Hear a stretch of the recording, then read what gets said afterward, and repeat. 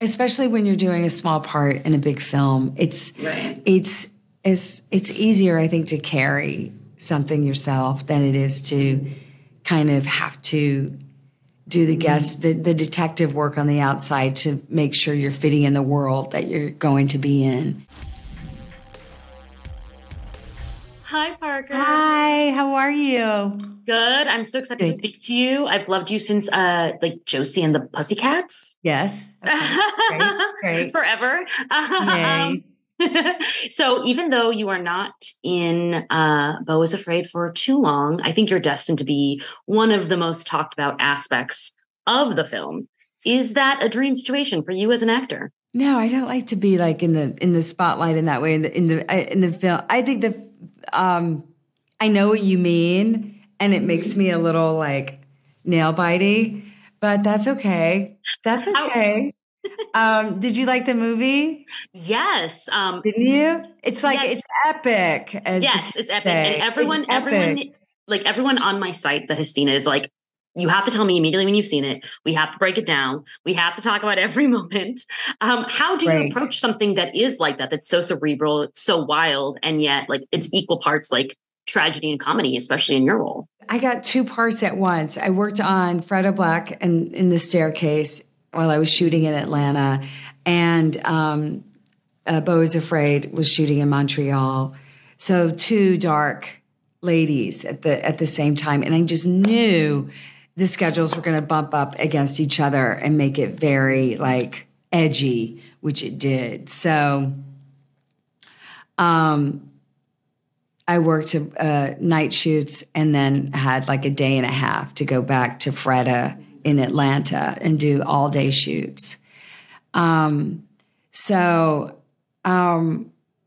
so fun about working with professional artists in this kind of caliber in this way is like Ari's so special and so is Joaquin. So you're in like, it's in their hands really. So you just kind of listen in a way.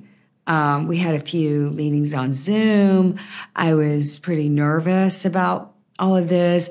I was, holding hands and kind of touching people's sleeves and like, it's like, this is all going to be fine. And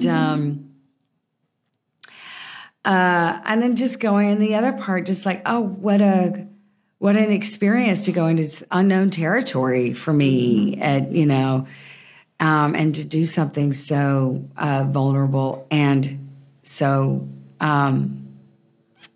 funny, and like, so it's without giving too much away.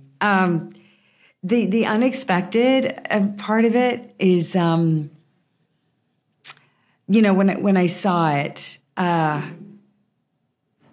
just our little scene has so much in it, right? You don't really know who she is, where she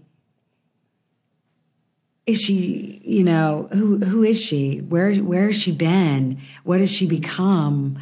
When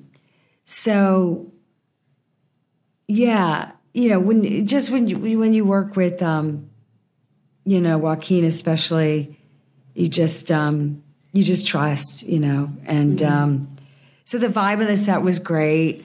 It was, I wouldn't say it was chaotic. It was like an organized chaos, but also lots of people just sitting and hanging out, and it moved very.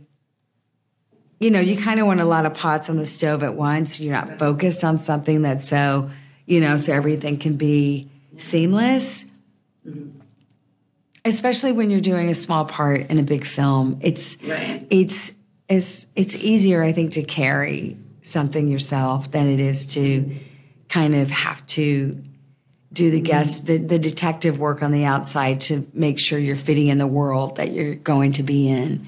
So that was an interesting preparation, as was getting a live cast, which was, prosthetics. Yeah, that's so wild. parts of my body. Yeah. Yes. Anyway. I was going to say, it must have been nice that it was a reunion for you and Joaquin. So like it gives you a little bit of sense of comfort after. Yeah. So, well, it was just funny. I mean, we were laughing so hard, Yeah. Yeah. I bet. It's really funny. Well, you did wonderfully. And I can't wait to see you in much more. So thank you so much. Thank you, honey. Thank you. Have a great day. You too. Take care.